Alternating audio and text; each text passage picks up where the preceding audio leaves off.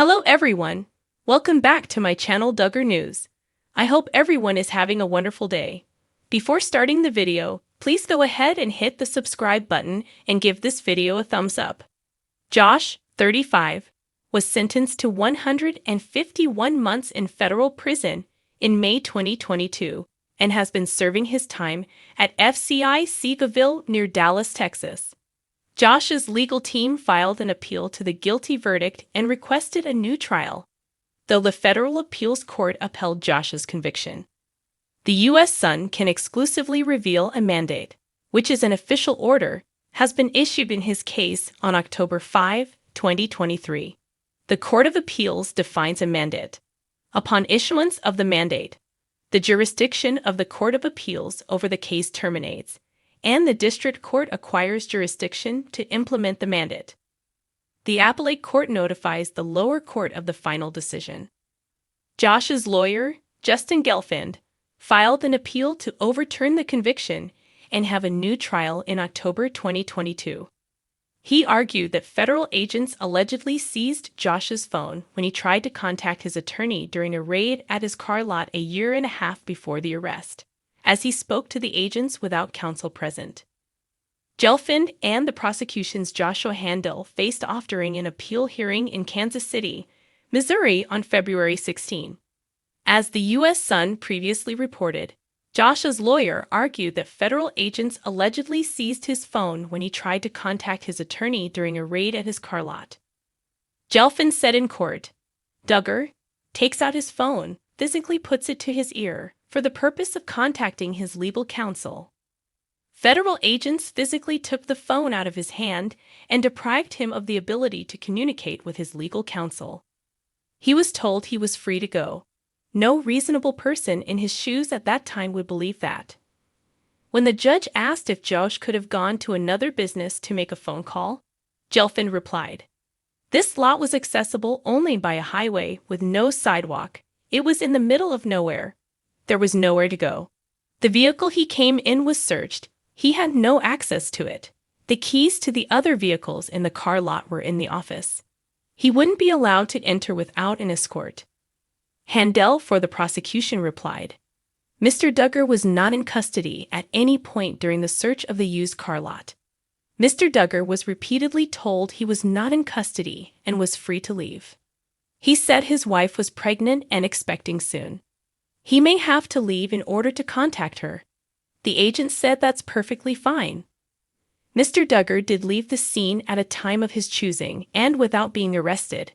Mr. Duggar voluntarily ended the interview. He was not arrested until a year and a half later. It concerns me," the judge said after hearing both sides. "I am a little concerned though. The agent knew he was trying to call his counsel. It appears that might have been the only way he could have done so. It does concern me when someone makes an attempt to contact counsel and is unable to call counsel because there is no alternative way to do it. I've never seen that before." Belay named Caleb Williams. Also during the hearing, Gelfand brought up Josh's employee, Caleb Williams, who he claims could have committed the crime. Gelfand said, Caleb Williams worked at Wholesale Motor Cars, which is the scene of the alleged crime. He regularly used the only computer, the HP computer, for purposes that had nothing to do with Wholesale Motor Cars or Josh Duggar. He texted Mr. Duggar on May 7, approximately a week before the alleged crime, offering to go watch the lot the following week. He took a photo of Mr. Duggar in the office where the alleged crime occurred, showing Mr. Duggar used a MacBook, not the HP computer. When the judge asked about Caleb not being at the car lot at the time of the crimes and their ability to still call him as a witness at trial, Gelfand responded, "District Court said if he says he wasn't there and didn't remote in, if he denies committing the crime, that's as far as you're going to get." Referring to his evidence against Caleb, Josh's legal team replied, "He places himself regularly at the car lot using the only computer seized with child pornography on it. The court deprived Mr. Duggar of that ability." The prosecution responded, "The Petition section of Mr. Duggar's computer, which was the part of the computer containing all of the child's sexual abuse material, had to have been installed by someone at Mr. Duggar's computer on May 13, 2019. There is no evidence Mr. Williams was present on the car lot or even in the state of Arkansas on that date. There was abundant evidence Mr. Williams was not present in Arkansas on that date. He was outside Arkansas between May 11 and May 16. The government has receipts, video, and live testimony from multiple witnesses that he was outside Arkansas. Handel continued with the evidence against Duggar. Text messages place Mr. Duggar at the scene of the crime. On May 15 at 11:15 a.m., Mr. Duggar sent a text message that read, "I'm at my car lot." 20 minutes later at 11:35 a.m., child sexual abuse material was downloaded on the Petition section of Mr. Duggar's computer. Williams was arrested for criminal sex abuse after he was accused of sexually abusing a minor on or between May 2015 through May 2018. He pled guilty to aggravated criminal sexual abuse after negotiating a plea agreement. Caleb was sentenced to 62 days in jail and 18 months probation on January 22, 2020. JOSA shut down and the 8th U.S. Circuit Court of Appeals denied his request for a new trial. The court papers read of the court's decision to deny the new trial. It is true that the agents read him his Miranda rights, which ordinarily might leave someone with the impression they are in custody. But when Duggar signed a form acknowledging his rights, he had the agents scratch out the portion saying that he was being taken into custody. Modifying the form made it clear he was free to leave. The second and third factors also favor the government. Duggar sat in the front passenger seat of the agent's truck during the interview. They did not handcuff him, the doors remained unlocked, and he entered and exited the front seat of the vehicle on his own, which means he retained freedom of movement throughout the encounter.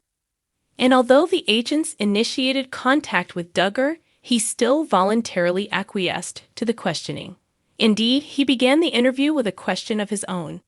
Has somebody been downloading child pornography? And continued to converse with them for about an hour.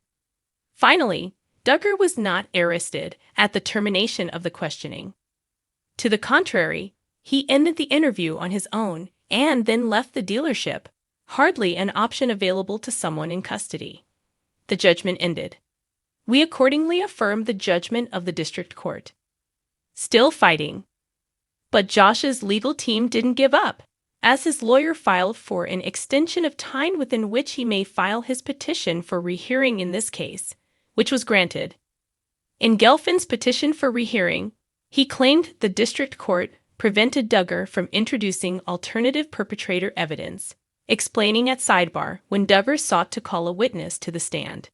He said of Caleb, Duggar adduced evidence that law enforcement failed to meaningfully investigate Williams as a potential perpetrator, that law enforcement never analyzed Williams' devices, presented evidence through expert witnesses that the HP computer could have been accessed by someone not physically present, offered evidence through both expert witnesses that the files found on the computer had been streamed as opposed to viewed locally, introduced evidence that Williams regularly used the HP computer.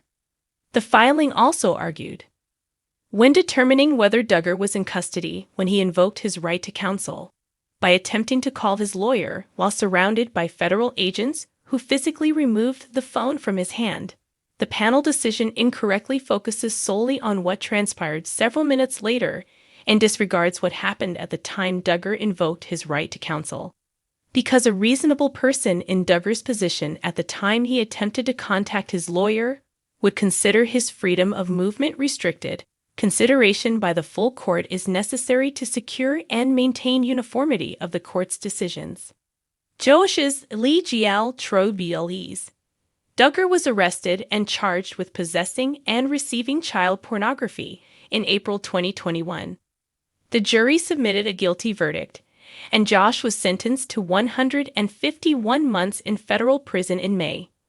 He was transferred to FCI Cedarville in June, where he continues to serve his sentence. His wife, Anna, remains by his side as she has visited him at the facility with their 7 children.